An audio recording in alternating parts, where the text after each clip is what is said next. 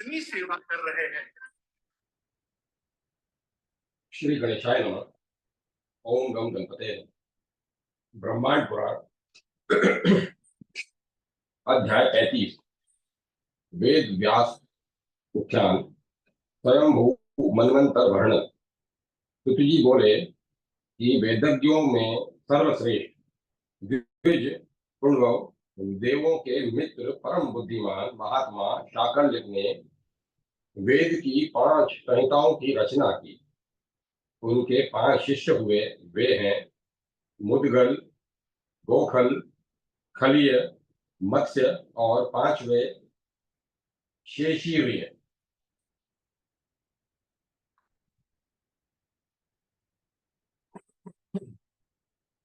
द्विज से शाकल्य ने शाक, वेणी और रथितर 3 संहिताओं का प्रणयन किया।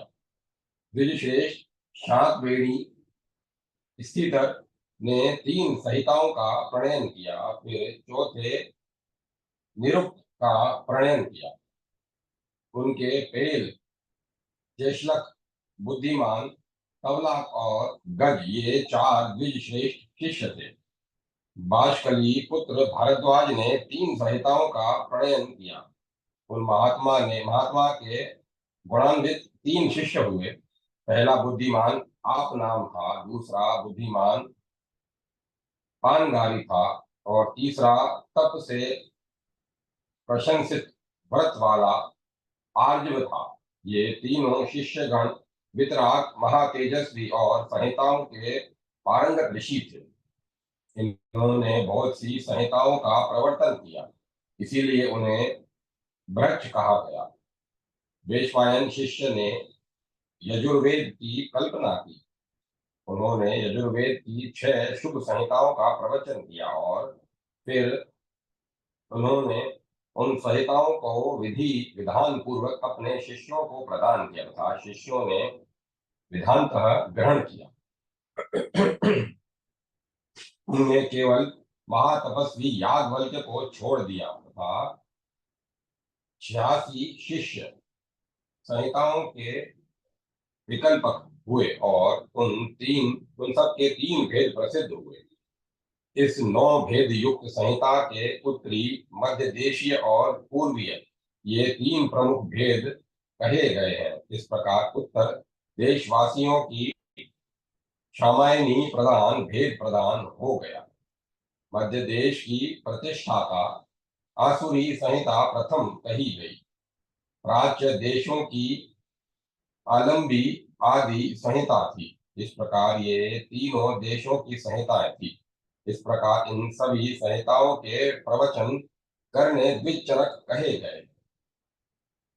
उसके बाद ऋषियों ने सुत जी की बातें सुनकर कहा कि ये रोहित चरक किस कारण से कहे गए, इसका तत्व पूर्वक कारण हमें बताइए।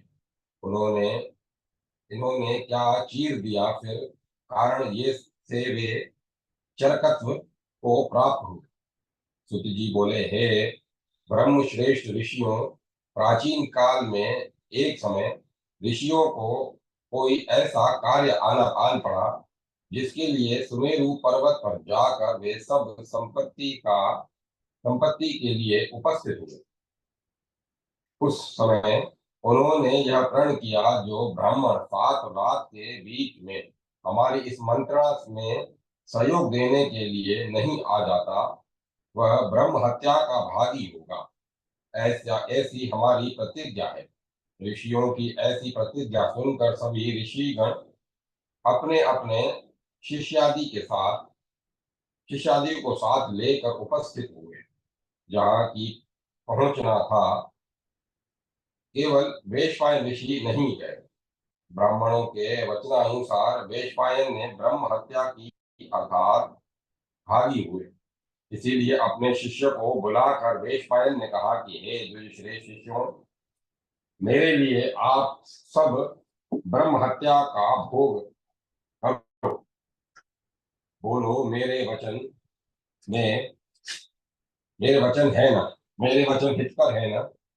याज्ञवल्क्य के याज्ञवल्क्य ने कहा, मैं अकेला चला जाऊंगा। आप सभी मुनि लोग यहाँ ठहरिए, मैं भावित होकर अपने तप बल से उठा लूंगा, अर्थात इस पाप का भागी नहीं बनूंगा।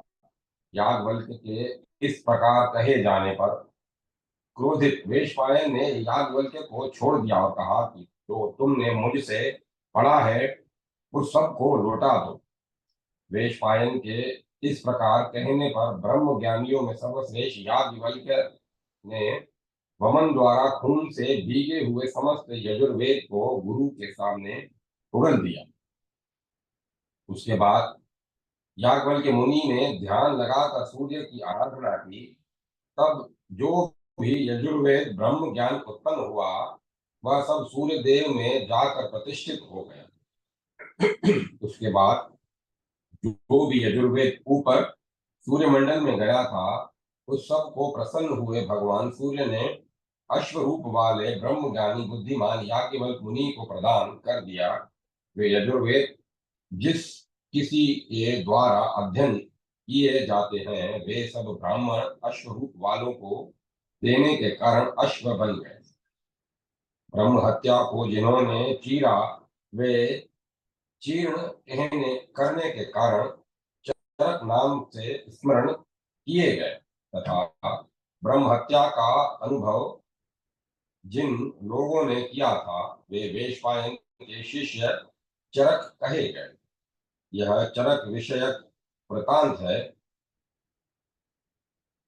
सब अब याजिनी शाखा को सुनिए। याज्ञवल्क्य के कण्व और बौद्ध दो शिष्य थे तथा मध्यम दिन सापत्य वेधेय आद आदत बोधक तापनीय वत्स जाबाल केवल आवटी कुंड वेणोय और पराशर ये 15 शिष्य वाजनी शाखा के कहे गए हैं। यजुर्वेद के वैकल्पिक संख्या 101 है। यजुर्वेद की वाजनी शाखा को पहले जैमिनी ने अपने पुत्र सुमंतु को पढ़ाया। उसके बाद सुमंतु ने अपने पुत्र सुतवा को पढ़ाया। फिर सुतवा ने अपने पुत्र सुकर्मा को पढ़ाया। सुकर्मा ने थोड़े ही समय में 31,000 संहिताओं का अध्ययन कर सूर्य के समान तेजस्वी अपने 1,000 शिष्यों को अध्ययन कराया। किंतु अध्ययन के दिन भी अध्ययन कराने के कारण इंद्र ने उन सभी शिष्यों को मार दिया। उसके बाद दुखी होकर सुकर्मा ने अपने शिष्यों के लिए प्रायोपवेश आमरण अनशन किया। उसके बाद सुकर्मा मुनि को क्रुद्ध देखकर इंद्र ने पुनः यह वर दिया कि तुम्हारे अग्नि के समान परम तेजस्वी और महान पराक्रमी 2 शिष्य होंगे। हे ब्राह्मण श्रेष्ठ, तुम्हारे वे दोनों शिष्य महान पंडित होंगे और इन सहस्त्र संहिताओं का अध्ययन करेंगे। आप क्रोध न करें। परम यशस्वी द्विज श्रेष्ठ से ऐसी बातें कहकर और उनके क्रोध को शांत कर इंद्र अंतर ध्यान हो गए। ये द्विज श्रेष्ठ उसके बाद उन सुकर्मों के परम बुद्धिमान कौशजी नामक प्रथम और हिरण्यनाभ राजा कौशल्य नामक दूसरा शिष्य हुआ। कौशल जी ने 5 संहिताओं को अपने शिष्यों को पढ़ाया। वे कौशल जी के शुभ शिष्य पुत्री सामगान करने वाले नाम से विख्यात हुए। पराक्रमी कौशल्य ने भी 500 संहिताओं को अपने शिष्यों को पढ़ाया। हिरण्यनाभ वाला राजा कौशल्य की के शिष्य प्रांच सामग पूर्वी सामगान करने वाले नाम से विख्यात हुए। अब कौशल्य के शिष्यों के नाम सुनिए। लोभाक्षी, कुसुमी, कौशिदी, लांगली ये 4 कौशन जी के शिष्य समझिए। नारायणीय तंडीपुत्र उससे अनोवेन नामक सुविद्वान सपोती पुत्र सुसाह और सुनमा ये सब लोगाक्षी के शिष्य हैं। कोशमी के और पराशर और तेजस्वी मनाविव्रत ये 3 प्रकार के कोशुम कहे गए। शोरिघो और श्रृंगी पुत्र ये 2 परम तपस्वी और व्रत परायण थे। राणायनीय और सौमित्री ये 2 सामवेद के विशारद थे। महातपस्वी श्रृंगी पुत्र ये 3 संहिताओं के का उपदेश किया। द्विजश्रेष्ठ वेन प्राचीन योग और सुराल और कुसुमी के शिष्य पराशर्य ने 6 संहिताओं का उपदेश किया था। अनुराण्य वेशाख्य वेदव्रत परायण प्राचीन योग पुत्र बुद्धिमान पतंजलि ये कौशुभी के शिष्य पराशर्य के 6 भेद कहे गए हैं। लांगल और शालीहोत्र ने 6 संहिताओं का उपदेश किया। हालिनी, जामहानी, जेमनी, लोमज्ञानी, पड़ु, कोहल ये 6 लांगल कहे गए। ये सब लांगली के शिष्य हैं जिन्होंने संहिताओं का प्रवर्तन किया। एक जो कौशली राजा पुत्र के हिरण्य नाम था जिसने 24 संहिताओं का प्रणयन किया और उन सब को अपने शिष्यों को पढ़ाया, उनको जानिए। वह है राणी, राणवीय, पंचम, वाहन, तलक, मांडुक, कालिक और राजिक, गौतम, आजक, सोमराजायन, पुष्टि, परिकृष्ट, उल्लूखलक, यवियस, वैशाली, अंगुलीय, कौशिक, शाली, मंजरीपाक, शाली, शकीय, कालिनी और धर्मात्मा पराशर्य ये सभी भूतकाल के ऋषिगण सामवेद का गान करने वाले थे। सामगान करने वाले समस्त ऋषियों कौशिकी और कृति 2 श्रेष्ठ कहे गए हैं। हे ब्राह्मणों, सुमंतु ने अथर्ववेद को 2 भागों में करके सबकी कबंध नामक शिष्य को शिक्षा दी। कबंध ने फिर 2 भाग करके एक को पथ्य नाम शिष्य को और दूसरे को देवदर्श नामक शिष्य को उपदेश दिया। उसके बाद देवदर्श ने उसके 4 भाग किए, मोद, ब्रह्मबल, पिपलाक और धर्मज्ञ। शोलकायनी ये 4 देवदर्श वेद स्पर्श के 4 शिष्य हैं। चौथे शिष्य शोलकायनी तप में स्थित थे। देवदर्श के ये चारों शिष्य दृढ़ रक्त धारण करने वाले थे।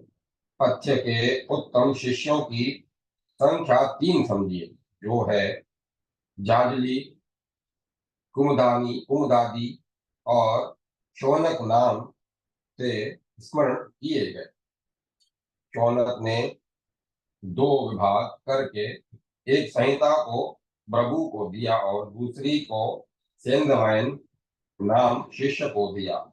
सेंधव्य ने मुंजकेश को दिया। फिर वह 2 भागों में विभक्त हो गई। पहली नक्षत्र कल्प, दूसरी वेतान और तीसरी संहिता विधि, चौथा अंगिरस कल्प और 5वां शांति कल्प है। अथर्ववेद की संहिताओं के ये विकल्पक श्रेष्ठ माने गए हैं। तो सुत जी कहते हैं कि हे विप्रवृंद, मैंने भी पुराण को 6 भाग मैंने भी पुराणों को 6 भाग किए हैं। आत्री, अत्रि पुत्र आत्रेय, सुमति, सुमति, बुद्धिमान काश्यप, अकृत वर्ण, भारद्वाज, अग्निवर्चा, वशिष्ठ, मित्रयु, सावर्णी, सोमदती, कुशर्मा, शांचपायन ये सब मेरे पुराणों के में शिष्य हैं, जो सब दृढ़ व्रत धारण करने वाले हैं। इनमें से 3 शिष्यों ने संहिताओं के 3 विभाग कर फिर 3 भाग, जो संहिता करता काश्यप, सावर्णी और शांशपायन है। साम्यकी की तो चौथी संहिता है। इस प्रकार 4 मूल संहिताएं हैं। ये सभी 4 पाद वाली और सभी एक अर्थ को बताने वाली। वेद की शाखाओं की भांति पाठांतर में भिन्न भिन्न है। शांशपायन की संहिता को छोड़कर सभी 4000 सांख्य संख्या वाली है, जिनमें लोमहर्षण की संहिता मुख्य है। उसके बाद कश्यप शाखा का स्थान है। सावर्णिका शाखा तीसरे स्थान पर है, जो सरल वाक्य के अर्थ से मंडित है। शांशपायन शाखा चौथे स्थान पर है, जो प्रेरणा प्रदान करने वाले अर्थ से विभूषित है। उसकी ऋचाओं की संख्या 8600 है। उसके इसके इनके अतिरिक्त 15 संहिताएं तथा 10 संहिताएं और भी हैं, जो ये 7 बालखिल्य और सुवर्ण के नाम से जानी जाती हैं। 8000 साम संहिताएं, 14000 साम मंत्र अरण्य सहित तथा हवन मंत्र के साथ सामवेद के छंदों का गान करने वाले इनका गान किया करते हैं इनका गान करते हैं। इसके अतिरिक्त महामुनि वेद व्यास ने यजुर्वेद और ब्राह्मण ग्रंथों के 12,000 छंदों का प्रणयन किया, जो अथर्ववेद कहे गए, जिनमें ग्रामीण क्षेत्र से संबंधित तथा वन प्रदेश से संबंधित छंद बनाए गए थे। इसके बाद कथाओं को पूर्वा विशेषण कहा गया है। ऋग, ब्राह्मण और यजु ये 3 मंत्रों के साथ ग्राम्य और अरण्य नाम से जाने जाते हैं। धारी द्रव्यों के खिल भाग और उपखिल भाग हैं। उसी प्रकार तेतरियों के पर और शूद्र शूद्र ये 2 भाग कहे गए हैं।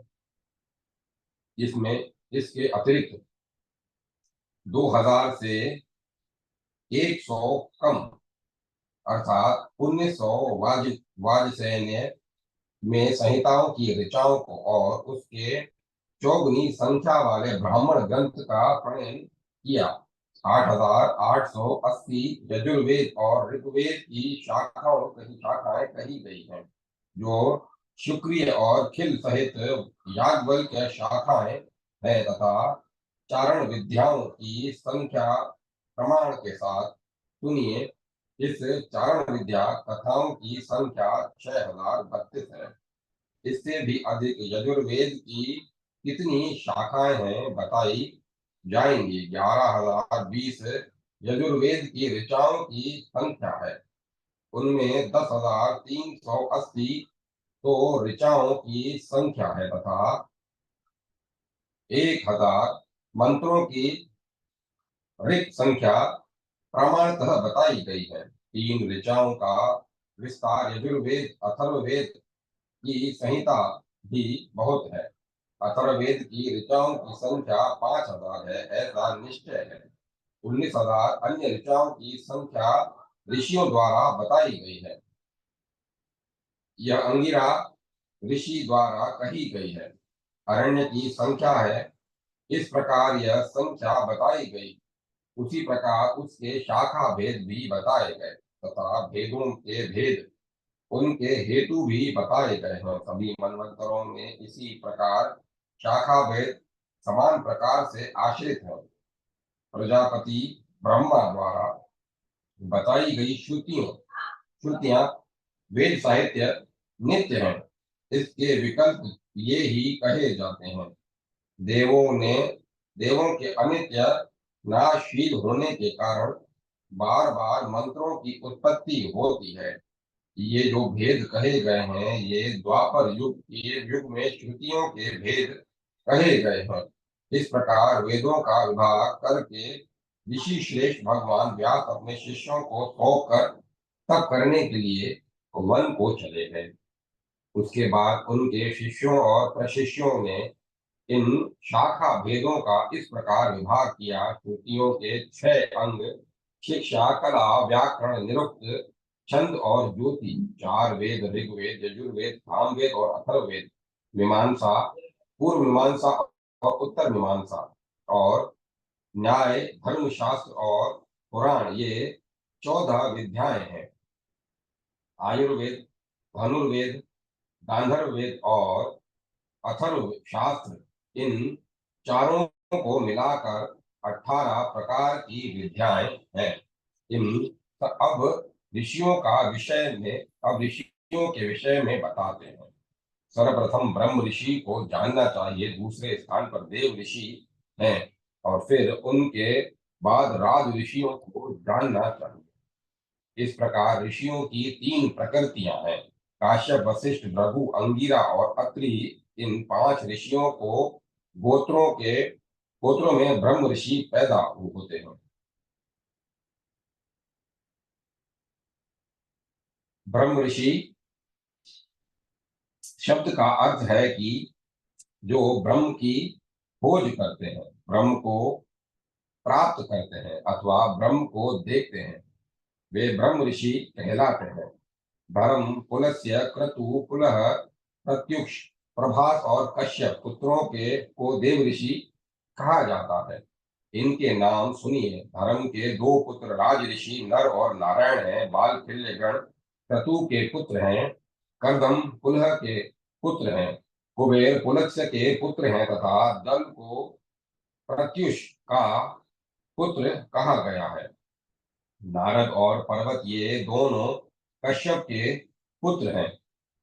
ऋष्यंती देवान, देवताओं तक पहुंचते हैं। इस अर्थ का कारण वे देव ऋषि कहे गए हैं।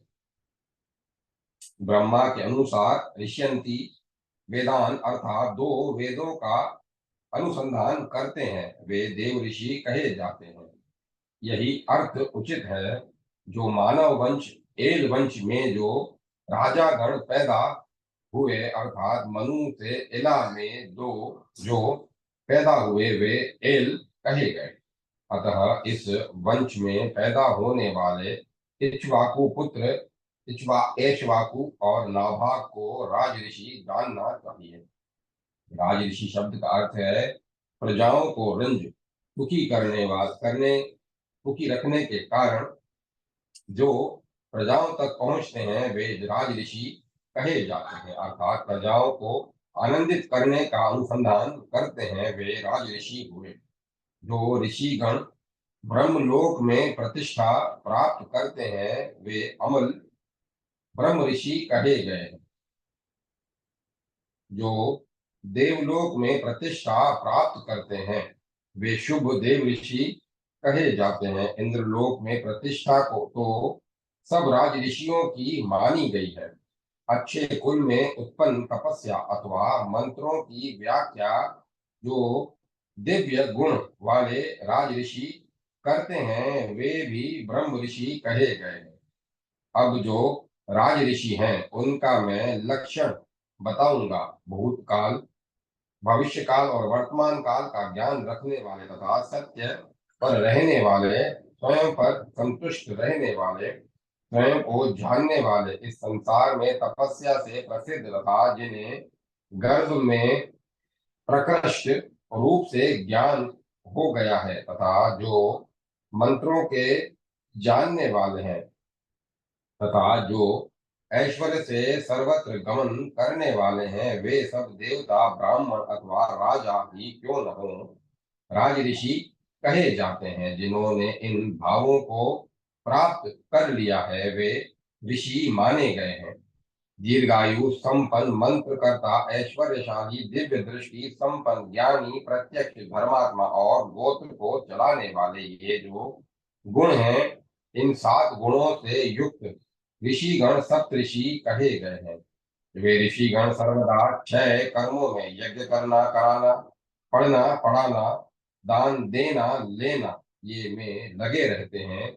शालीन, गृहस्थाश्रयी थे, सज्जनों के साथ समानता पूर्वक व्यवहार करने वाले, अपने द्वारा अपने ही में आनंद लेने वाले अर्थात आत्मज्ञान से सबके साथ शिष्ट व्यवहार करते थे।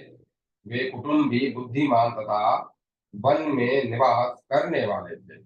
सतयुग आदि युगों में सबसे पहले वे ऋषिगण बार बार वर्ण एवं आश्रम व्यवस्था स्थापित करते हैं।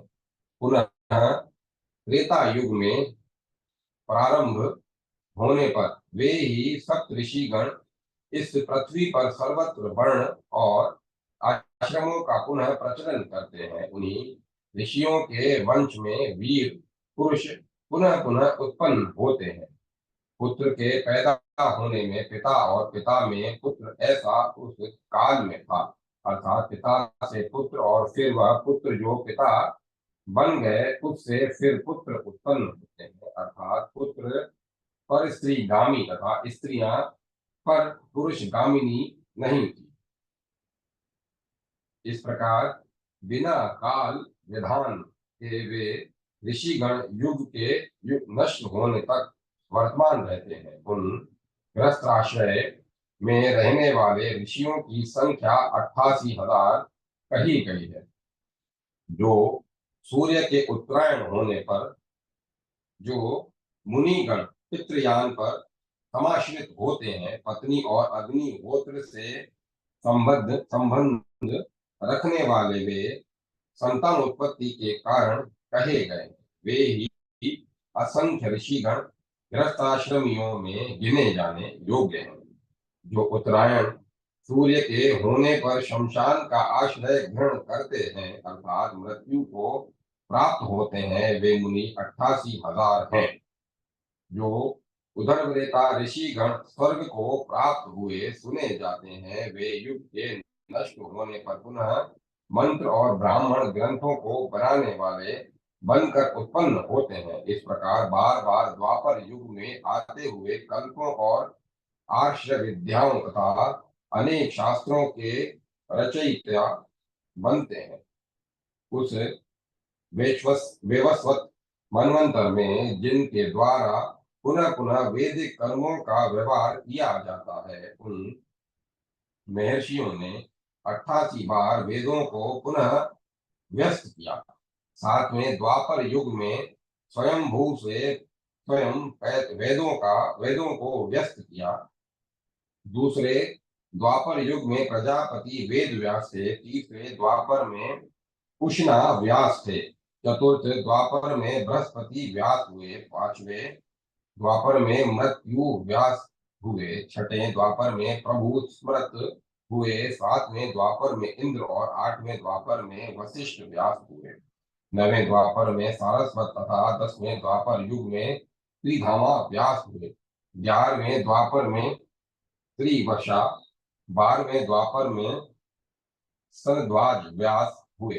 13वें द्वापर में अंतरिक्ष और 14वें द्वापर में धर्म, 15वें द्वापर में त्रयरुणी तथा 16वें द्वापर में धनंजय व्यास, 17वें द्वापर में कृत जय, 18वें द्वापर में ऋजस्य, 19वें द्वापर में भारद्वाज, 20वें द्वापर में गौतम व्यास हुए। गौतम से 21वें द्वापर में उत्तम, उसके बाद 22वें द्वापर में हर्यवन व्यास हुए। 23वें द्वापर में वेन, उसके बाद 24वें द्वापर में बादशवा के अर्वाक बताए गए हैं।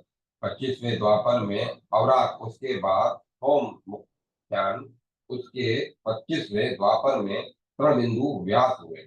उसके बाद 26वें द्वापर में शक्ति, 27वें द्वापर में व्यास पराशर, उसके बाद 28वें द्वापर में व्यास जातुकर्ण और फिर देवपायन कहे गए। इस प्रकार ये 28 प्राचीन काल के वेद व्यास हैं तथा भविष्य के द्वापर में भी द्रोणी देवपायन उत्पन्न होंगे। उनको ब्रह्मा की तपस्या का अविनाशी ब्रह्म पद प्राप्त होगा। उन्हें तपस्या से कर्म और कर्म के द्वारा यश प्राप्त होगा और फिर तेज से सत्य और सत्य के द्वारा कभी न नष्ट होने वाला आनंद प्राप्त होता है। अब यह ब्रह्म पद से अमृत प्राप्त है। ब्रह्म ही अमृत से व्याप्त है। अमृत से शुक्र व्याप्त है तथा ब्रह्म ही अमृत कहा जाता है। निश्चय ही यह कि अक्षर वाला ओम ही व्यवस्थित है, इसी में ब्रह्म व्यवस्थित है। वह ओम ही अति बृहत होने तथा जड़ चेतन संसार का पालन करने के कारण ब्रह्म कहा जाता है। पहले यह प्रणव ओमकार में अवस्थित होता है, फिर भू भुव स्वः में भी स्मरण किया जाता है। अथर्व, ऋग, यजु और साम जो इन चारों वेदों में है, उस ब्रह्म को नमस्कार है। संसार के प्रलय और उत्पत्ति के में जो कारण कहा गया है, उस महान और परम गृह सुंदर ब्रह्मा को हमारा नमस्कार है, जिसका पार नहीं पाया जा सकता, गहराई आगाध और जो कभी नष्ट नहीं होता तथा जो समस्त संसार का सम्मोहन करने वाला है, जिसके सम्यक प्रकाश और प्रवर्त से धर्म अर्थ काम और मोक्ष इस पुरुषार्थ का प्रयोजन सिद्ध होता है। जो सांख्य दर्शन को जानने वालों की निष्ठा तथा श्रम और दम आत्माओं की गति है, अर्थात सांख्य दर्शन न जानने वाले व्यक्ति इंद्रियों के शमन और दमन से उस ब्रह्म की गति को प्राप्त करते हैं। जो वह ब्रह्म अव्यक्त प्रकृति माना गया है, वह प्रकृति ब्रह्म ही है। जो शाश्वत है वही प्रधान तत्व है। आत्माओं की योनि उत्पत्ति स्थान वही ब्रह्म है। परम गुरु और सतव गुण में है, उसका विभाग नहीं हो सकता तथा उस शुक्र कभी न नष्ट होने वाले अनेक प्रकार की आत्माओं वाले परम ब्रह्म को हमारा नित्य नमस्कार है। सतयुग में जब किसी प्रकार के कर्म की प्रवृत्ति नहीं थी, तब अकरणीय कार्य को करने की प्रकृति कैसे होती प्रवृत्ति कैसे होती। संसार में जितने भी अच्छे या बुरे काम हैं, उन सब को उस ब्रह्म ने एक बार ही में कर दिया। जानने योग्य, पीने योग्य, मानने योग्य, स्पर्श करने योग्य, खाने योग्य, देखने योग्य, सुनने योग्य, सुनने योग्य अथवा किसी प्रकार के कृत और अकृत कार्य हैं, वे सब उसी परम ब्रह्म में किए गए हैं। जो उस परम ब्रह्म में दिखाया, ऋषियों और देवताओं ने ज्ञान प्राप्त किया, जो कुछ उन्हें दिखलाया, उसका दूसरा कौन अन्वेषण कर सकता है। संसार में नपुंसकलिंग, पुल्लिंग और स्त्रीलिंग जितने भी जो कुछ भी है, वे सब कुछ भगवान ही है। जब जो जिसके द्वारा किया जाता है, वह सब ब्रह्म ही करता है। जहाँ यह पहले कभी नहीं किया गया तथा किसी दूसरे ने कहा, अथवा जब किसी के द्वारा कहीं भी कुछ भी किया जाता है, वह कृत्य उसी के द्वारा किया गया हो, जो कि करने वालों में प्रकट होता है। भाव यह है कि मानव जो भी करता है वही करता है, वह सब वही कराता है। मनुष्य कुछ भी नहीं करता। विरक्त, अतिरिक्त, ज्ञान अज्ञान, प्रिय अप्रिय, धर्म अधर्म, सुख दुख, मृत्यु अमृत, ऊंचा तिरछा और नीचा होना, यह सब अदृष्ट कार्य के कारण है। स्वयंभू मनु जो कि परमेश की पितामह ब्रह्मा के पुत्र हैं, वे प्रत्येक त्रेता युग में सब विद्याओं के ज्ञाता होकर फिर द्वापर युग में उस एक विद्या का विभाग करते हैं। ब्रह्मा ही उस वेवस्वत मनवंतर में ब्रह्मा ही सब विद्याओं का उपदेश करते हैं। उसके बाद फिर प्रत्येक युग में आते जाते हुए ऋषिगण पिता पुत्र के वंशानुक्रम से परस्पर उत्पन्न होते हुए संहिताओं की रचना करते हैं। 88,000 ऋषियों की ऋचाएं हैं, उतनी ही उनकी संहिताएं जो पुनः पुनः आवृत होती रहती हैं। सूर्य के दक्षिण पथ में आश्रित हो जाने पर जो शमशान वास करने वाले ऋषिगण हैं, वे ही युग युग में उन वेद की शाखाओं को पुनः पुनः विभाग करते हैं। इस प्रकार सभी द्वापर युग में इन वैदिक ऋषियों द्वारा उनके गोत्रों में पुनः पुनः संहिताएं और शाखाओं का विधान किया जाता है। वेदों की वे शाखाएं और उनके रचयिता ऋषि लोग युग के अंत तक रहते हैं। इसी कारण वे बीते हुए, आने वाले और वर्तमान तीनों समयों में जान लेना चाहिए। इसी प्रकार वेद की शाखाओं का प्रणयन सभी मनवंतरों में जो बीत गए, उन अतीतों में जो इस समय है उनमें, तथा आगे आने वाले भविष्य काल में जो होंगे, उन सब में भी पहले के समान बाद में और वर्तमान के में समान ही होगा। आशय यह है कि वेद की शाखाएं और उनका प्रणयन सब कालों में होता रहेगा। इसी क्रम से मनवंतरों का निश्चय करना चाहिए। इस प्रकार देवता, पितर, ऋषि और मनुगण सभी मंत्रों के साथ उधर लोक को गमन करते हैं और फिर उन्हीं मंत्रों के साथ पुनः इस लोक में वापस आते हैं। सभी देवता लोग सृष्टि का समाप्ति काल आ जाने पर निधन से युक्त होकर अर्थात मृत्यु को प्राप्त होकर अवश्य होने वाले अर्थ से संबंधित हो जाते हैं। अर्थात वे ही जैसे कर्म किए हैं वैसे फल के भागी होते हैं।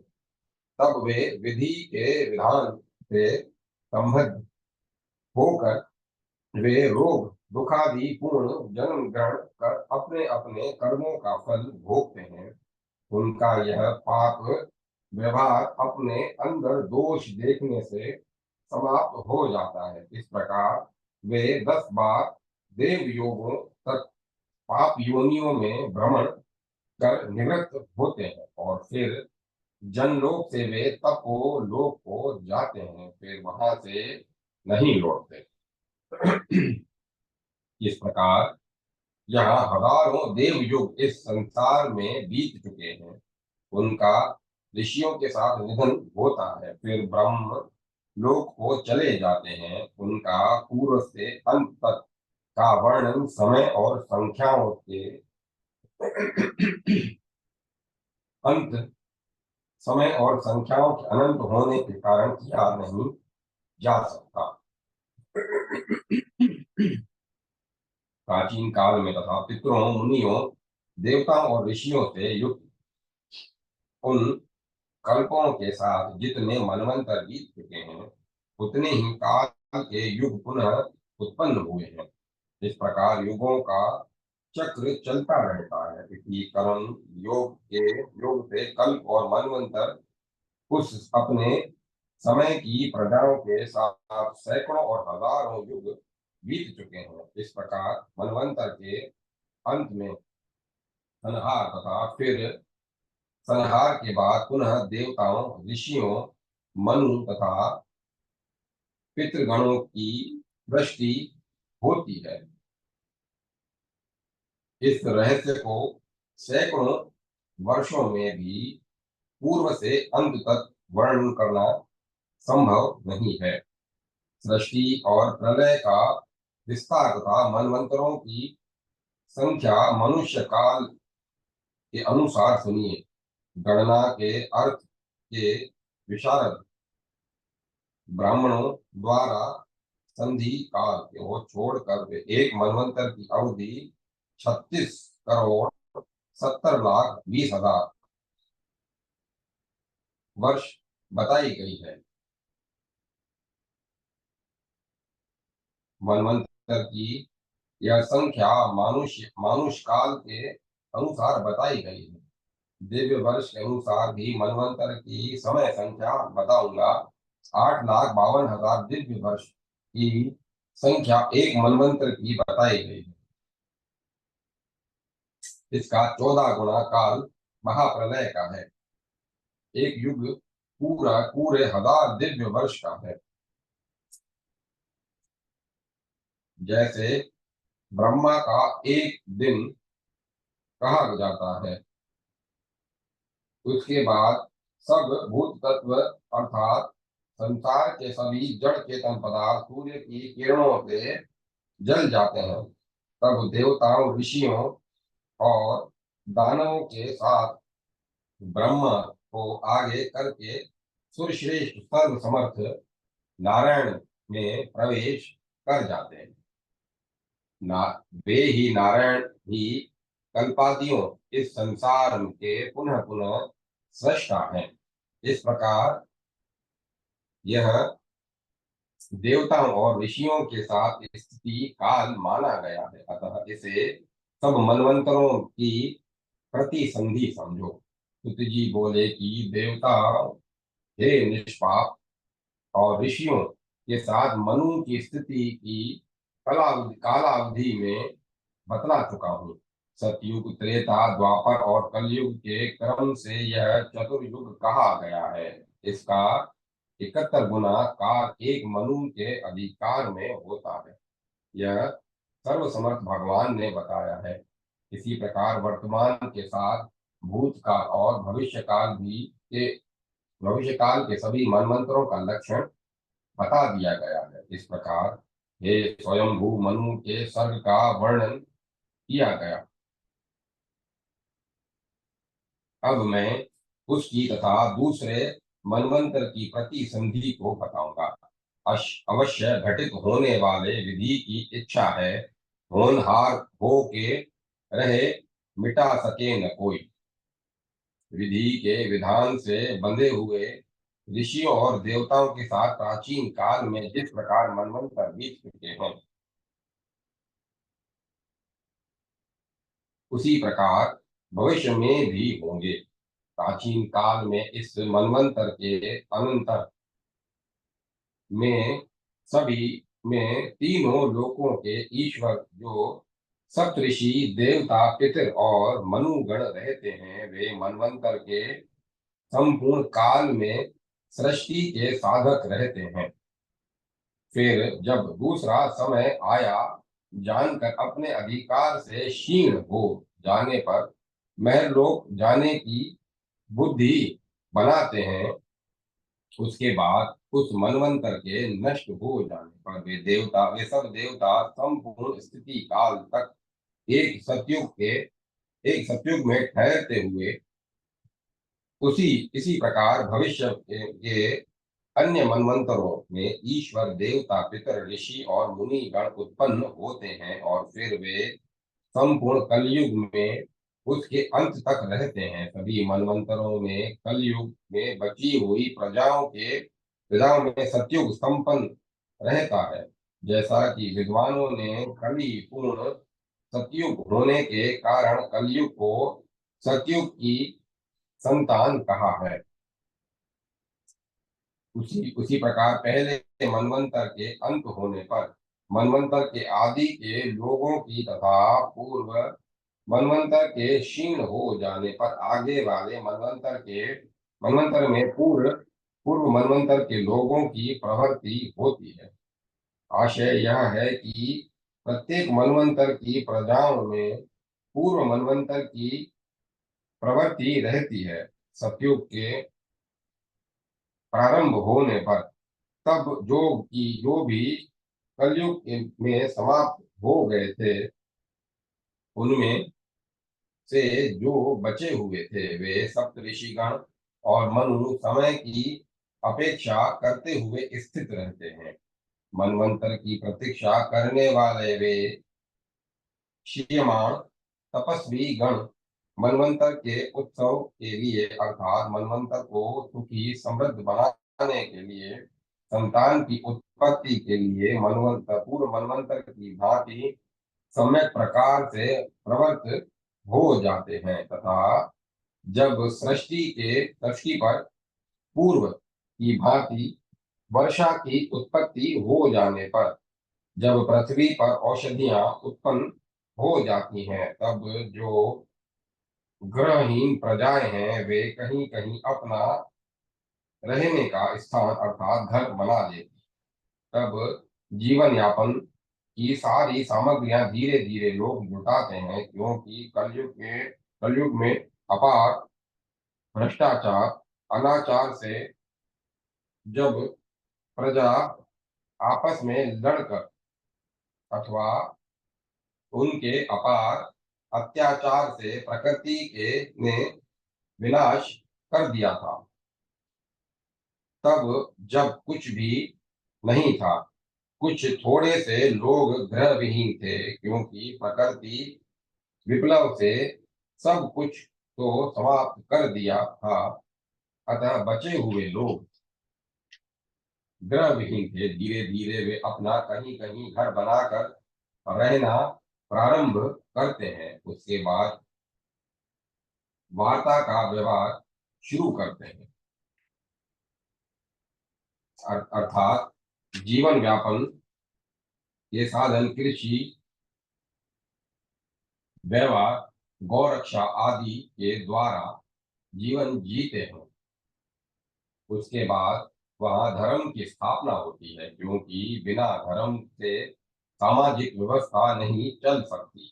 अब पुनः कलयुग की समाप्ति के बाद सतयुग का जब प्रारंभ होता है, उस समय कलयुग ने के घोर अत्याचार से प्रकृति द्वारा सब कुछ नष्ट कर दिए जाने पर न घर मकान रहते हैं, न जीव जंतु रहते हैं, ग्राम और नगर भी नहीं रहते।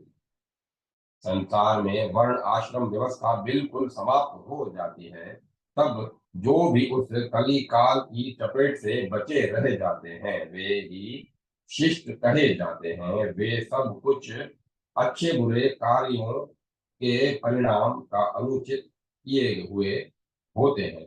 वे जानते हैं कि पूर्व युग का विनाश सामाजिक अव्यवस्था, अनाचार, अत्याचार, परस्पर ईर्ष्या, द्वेष, वैमनस्य के कारण तथा प्रकृति के नियमों का पालन न करने के कारण हुआ।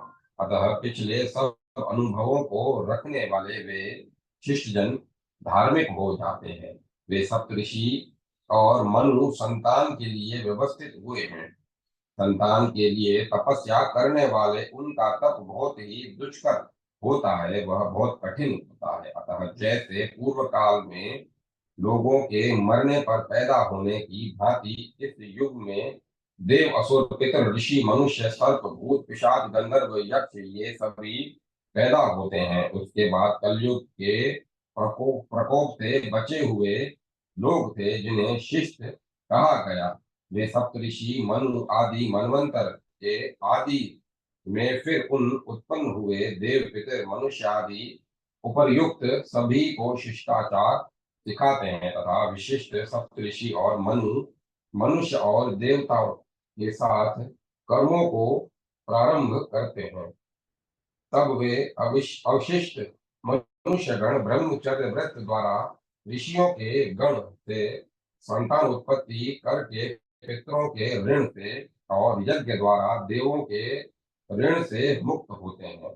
उन सब के 1 लाख वर्षों तक वर्णाश्रम व्यवस्था वाले धर्म में व्यवस्थित रहकर क्रिया, वर, माता, दंड, नीति, धर्मों और वर्णाश्रमों को स्थापित कर आश्रम धर्म का पालन कर स्वर्ग जाने का मन बनाया। प्राचीन काल में उन प्रमुख देवों के स्वर्ग के लिए अभिमुख हो जाने पर पहले देवता फिर वे लोग सभी पूरी तरह धर्म से स्थित हो गए। मनमन मनमंत्र के समाप्त हो जाने पर वे सब लोग अपने स्थान को छोड़कर मंत्रों के साथ अनामय महरलोक में चले जाते हैं। जिनके अधिकार समाप्त हो गए, मानसी सिद्धि को प्राप्त वे जितेंद्रिय लोग इस प्रकार महाप्रलय पर्यंत अवस्थित होकर रहकर मनवंतर का परिवर्तन देखते हैं। उसके बाद जब सभी पूर्व देवताओं के बीत जाने पर त्रिलोक्य में सभी देवताओं के स्थान शून्य में परिणित हो जाते हैं, तब उनमें स्वयं स्वर्गवासी देवगण उपस्थित होते हैं। तब वे तप से युक्त हो उन खाली स्थानों की पूर्ति करते हैं। सत्य, ब्रह्मचर्य और वेद ज्ञान से समन्वित पितर पितरों सहित देवताओं, सप्तऋषियों और मनुओं का विधान पूर्व काल देव ऋषि पितर मनुओं की भांति इस काल में भी होता है और भविष्य में भी होगा।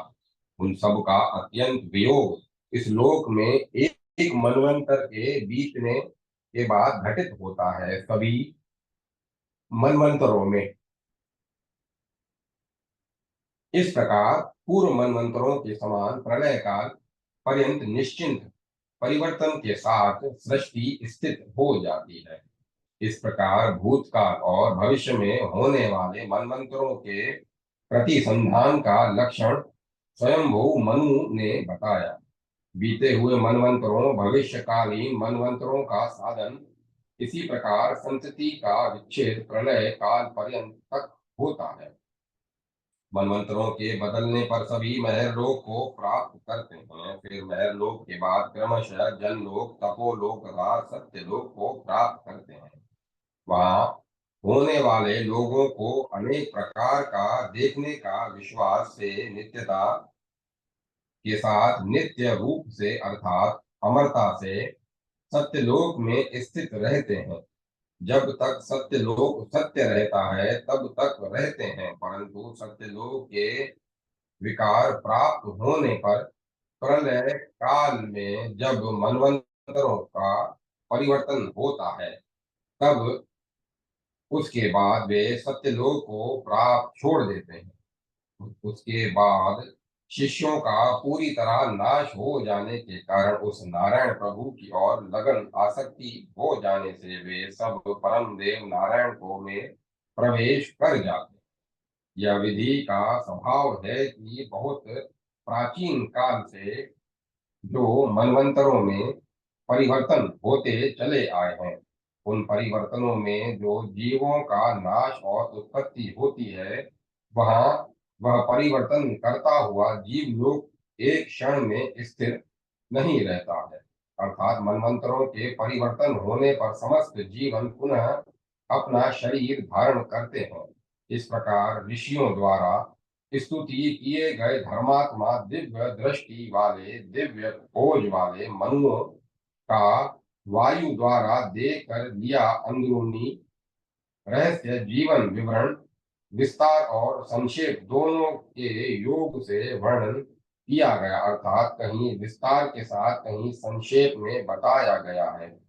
ये सभी विवरण राज ऋषि, देव ऋषि, ब्रह्म ऋषि, सर्प वालों के हैं तथा सुरेश, इंद्र, सप्त ऋषि, पितर प्रजाओं के स्वामी, राजाओं से युक्त हैं।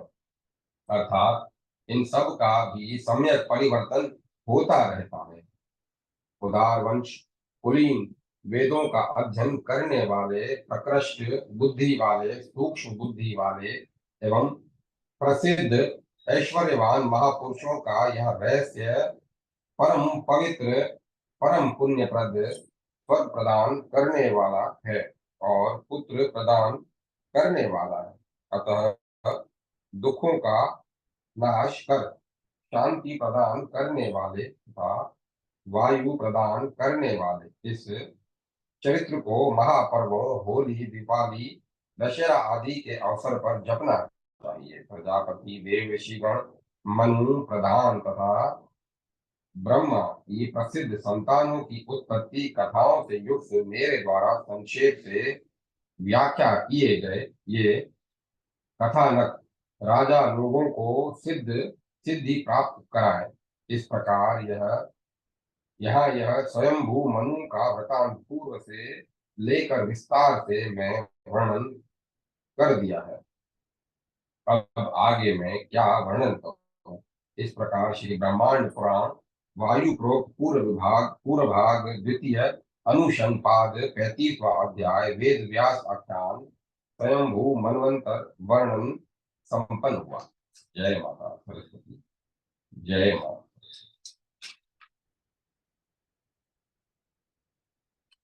अब कथा को विराम दिया जाता है।